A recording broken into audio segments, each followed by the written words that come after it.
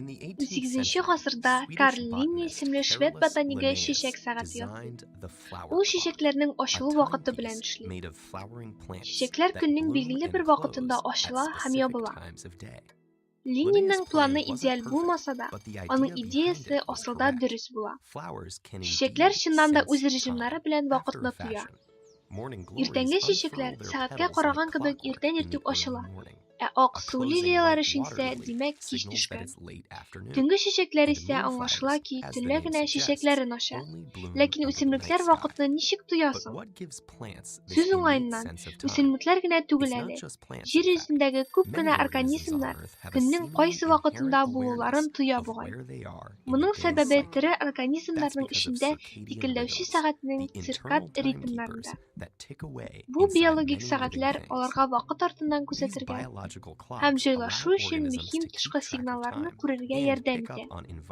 Бу бик мөһим, чөнки планетабызның хәрәкәте һәм әйләнү йышлыгы даими рәвештә хәрәкәттә булырга мәҗбүр итә.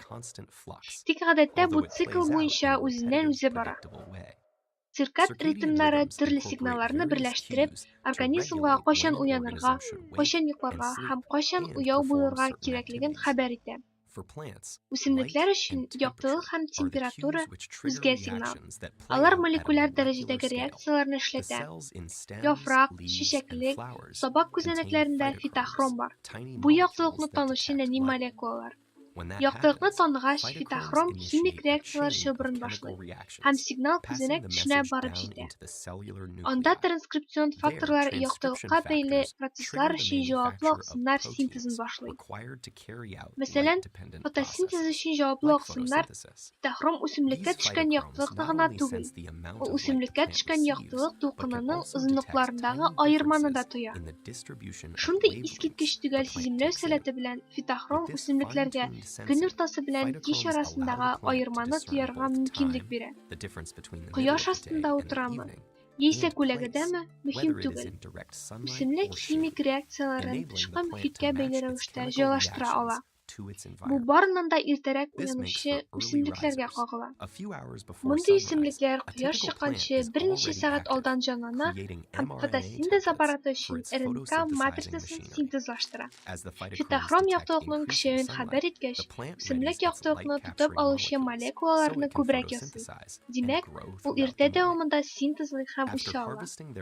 Таң аткандагы яктылыкны туплаганнан соң, көннең икенче яртысында үсемлек озын энергетик чылбырлар, глюкоза полимерлары, мәсәлән, крахмалны синтезлый башлый. Кояш бата һәм эш тәмам, ләкин үсемлек төнлә йоклап ятмый. Кояш яктысы булмаганда, үсемлек көне буе синтезлаган крахмалны таркатып, матдәләрне эшкәртеп үсә. Күп кенә үсемлекнең сезонлы ритмнары бар. Кышын карга күмелеп, язын яңадан уяналар алар.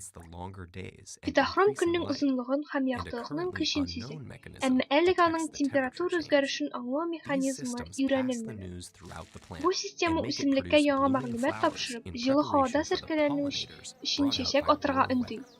Циркад ритмнары үсемлекне тышкы мөхит белән бәйләүче система. Бу тирбәнешләр үсемлекнең үзеннән килә. Һәр үсемлекнең үз ритмы бар.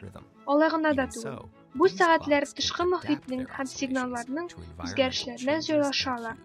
Даими хәрәкәттә булучы планета нәкъ менә циркад ритмнары үсемлеккә көндәлек җәдвәлләрен үтәп, үз вакытларын кадерләргә мөмкинлек бирә.